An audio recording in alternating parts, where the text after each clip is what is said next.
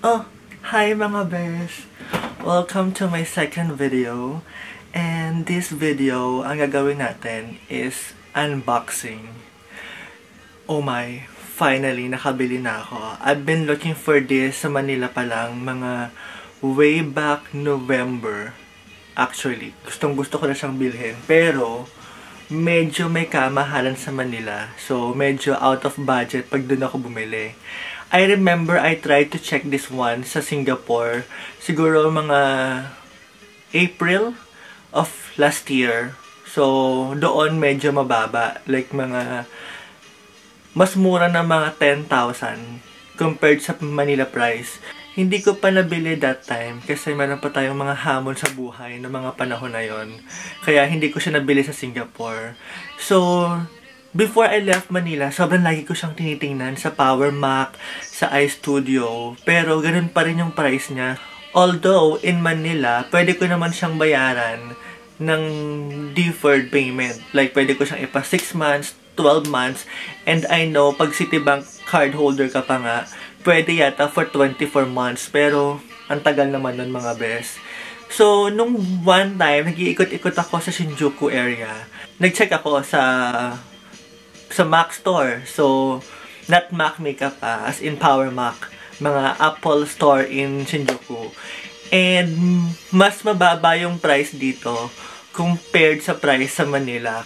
Kaya naman sabi ko, oh my, this is the right place, the right time to buy. Kasi, sobrang mura niya. Like, I think I saved more than 10,000 pesos.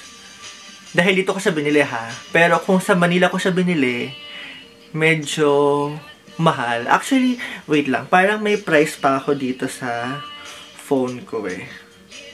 I'll check ha. Ayun. So, pag sa Manila, the price is this one. Awan ko kung nakita ninyo. Kita ba? So, basta ayan yung price niya. And then, here in Japan, ito yung price niya. Kita ba? Nagfo-focus ba? Ayan. So, medyo malaki talaga yung difference. Kaya naman, hindi na ako nag-isip-isip na naman uli at binili ko na.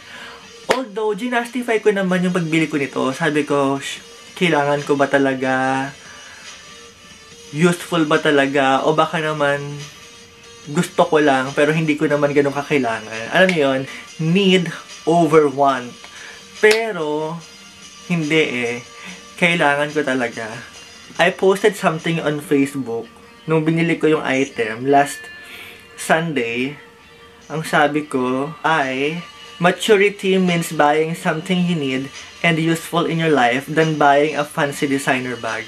So, medyo may point naman talaga ako doon. Kasi kung bibili ako ng bag, mas mapapamahal pa ako. Eh, hindi ko naman ganun kakailangan.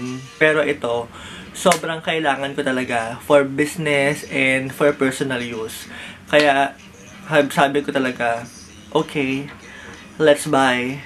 Although, I bought this one on the 12th. Ang cut-off ng card ko is every 11th day of the month. Pero, nag-fall pala yung Saturday. Nag-fall yung 11 ng Sabado. And I bought the item nung 12. So, Sunday yon. And I forgot na nagka-cut off yung mga bangko the next banking day. Shucks, bakit ba hindi ko naalala yun? Parang hindi naman ako nagtrabaho sa bangko, diba? Kaya, unfortunately, napasama siya sa cut-off ko. So, I have to pay this one on my next due date on March. Which is, ina-expect ko talaga, April pa. Although, okay lang din naman kasi I save a lot of money nung kinuha ko siya.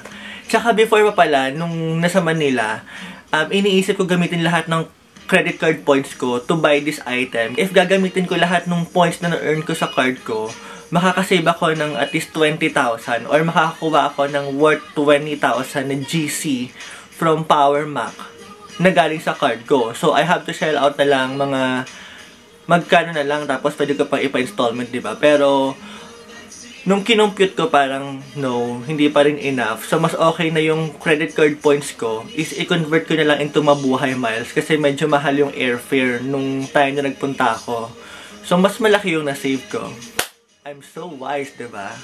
So anyway, so ito na. Let me share to you my new baby na talaga namang worth it sa tagal bago ko siya bilhin. Although hindi ito yung pinaka-latest na model ng Mac Air. So here, and I bought this one sa I think yun ang pinakamalaking Apple store in Tokyo, the one in Omotesando. My gosh, I love Omotesando talaga. It's the best place in Tokyo. So na-open na ito ha, kasi syempre they test this one sa store mismo. But this one is the actual box. So, medyo maliit lang naman siya. Although it's quite heavy. And when you open, there, yung unit na agad. Although yung unit naka-sealed naman siya. As in, kung paano yung iPhone pag binili nyo na merong parang mga, what you call this, yung plastic tape or yung plastic sticker, intact siya lahat. Pero tinanggal na eh. Ayan, so there, pag inilist mo yung unit, you have this one. So, you have the charger. Ito. So, ito yung pinaka-charger niya. Shook! Ayan, wait lang. Ayan.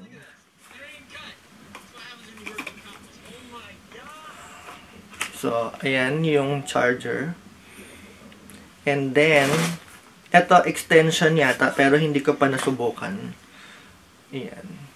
Siguro para pag mas mahaba, or pag mas malayo ka sa outlet, syempre kailangan mong mas mahabang wire or extension. So, ito, mayroong kasama yung Mac Air. And then, yung usual na mga cards na kasama sa sa mga Apple product pag bumili ka. So, you have the manual. Pero naka-Japanese siya eh. Ayan. And the sticker na laging meron pag bumili ka ng iPhone, ng iPad, or ng Mac. So, it's my first time to use Macs and sobrang hindi pa talaga ako familiar. Kasi syempre, tayong mga galing sa hamon ng buhay, mas sanay tayo gumamit ng mga Windows, mga Microsoft, mga Windows XP, Windows 98, Windows 2000. Ano ba pinaka-latest? Windows Vista. I don't know. I think yun yung pinaka-latest, Windows Vista. Parang ganun yung Windows namin sa desktop sa bahay. So, ayun. And then, the actual unit. So, this is 13-inch MacBook Air model A1466. So, it's medyo magaan naman siya. I think wala pa siyang 1 kilo. Ayan. And when you open, and it's quite manipis din Although, one time pala, nung mga around December last year, muntik na ako mapabili kasi sinamahan ko yung friend ko bumili ng laptop din. Tapos, bumili siya ng HP, kulay rose gold, and sobrang ganda. Ang nipis din, parang Mac din siya, actually. Tapos, yung memory niya is hanggang 1 terabyte kung hindi ako nagkakamali. But this one is only 128 gigabyte dahil, syempre, yun lang yung pasok sa budget natin. Pero, pwede naman tong gamitan ng hard drive or ng mga external hard drive. So, this one is yung para sa power adapter. And then, you have your USB slot here for earphone or headset. And then, sa kabila, you have your memory card slot. Another USB slot. And this one, I don't know kung ano to. Wala akong idea. So, yun. Finally, nakabili na ako. I'm not making this video to make yabang ha. Kasi, hello, lahat naman tayo, kailangan natin ng laptop sa buhay natin. I mean, syempre, pag mga estudyante nga, diba? And, sobrang justify naman yung pagbili ko. Kasi yung last na bili ko pa is parang mga 5 or 7 years ago. And pag ina-open ko yung laptop, my gosh, sobrang bagal. As in, remember yung dial-up pa yung mga internet natin na sobrang bagal mag-load. Mas mabagal pa dun. Sobrang bagal talaga. Hindi mo na ma-read. Pag nagsaksak ako ng USB, hindi na niya kayang i-read yung USB. Ganun na siya kabagal. So talagang sabi ko, okay, I have to replace this one. Ano bang, I think ano yun Asus yata yung brand na yun. So, di ba, Windows pa rin. So, medyo nangangapa nga ako sa paggamit nito kasi laking Windows niya tayo. At, ayun. So, yun lang naman. And thank you guys for watching again. And I hope you like this video. Please comment on the comment box, suggest, or kung meron kayong mga gustong gawin ko pa or i-features, let me know. And kung kaya naman, gagawin natin. Okay, so that's all and bye!